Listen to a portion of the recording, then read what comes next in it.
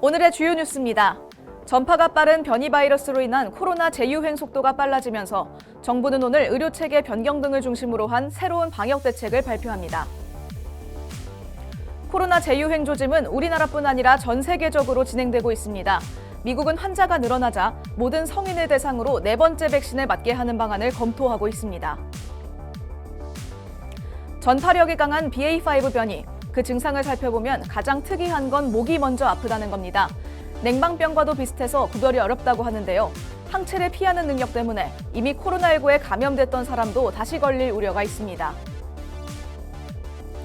문재인 전 대통령의 경남 양산 사저 앞에서 시위를 벌여온 유튜버 안정권 씨의 누나인 안모 씨가 대통령실에서 행정요원으로 근무 중인 것으로 확인됐습니다. 대통령실 관계자는 안 씨가 지난해 말 선거 캠프에 참여해 영상 편집 등의 일을 해왔고 이 능력을 인정받아 대통령실에 채용됐다고 밝혔습니다.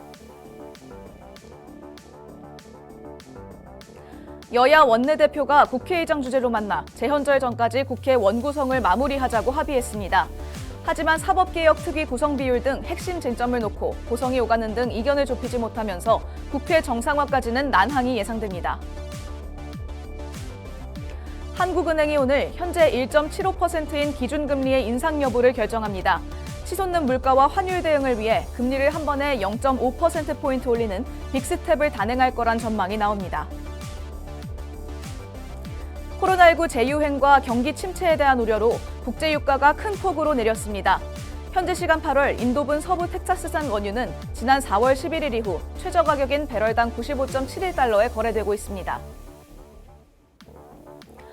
어제 저녁 강원도 춘천의 한 아파트 단지에서 초등학생이 흉기에 피습당해 병원에서 응급수술을 받았습니다. 유령 용의자인 10대 남성은 범행 현장 인근 아파트 옥상으로 도주하다가 고층 옥상에서 뛰어내려 숨졌습니다.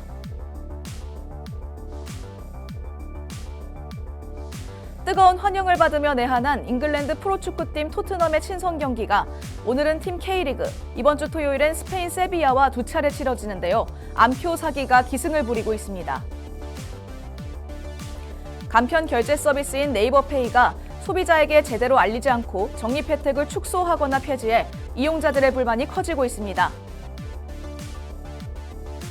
내년부터는 영화 관람료도 소득공제를 받을 수 있을 걸로 보입니다.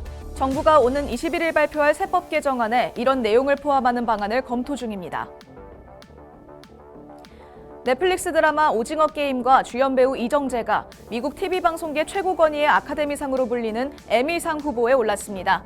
비영어권 드라마가 에미상 작품상 후보에 오른 건 이번이 처음입니다.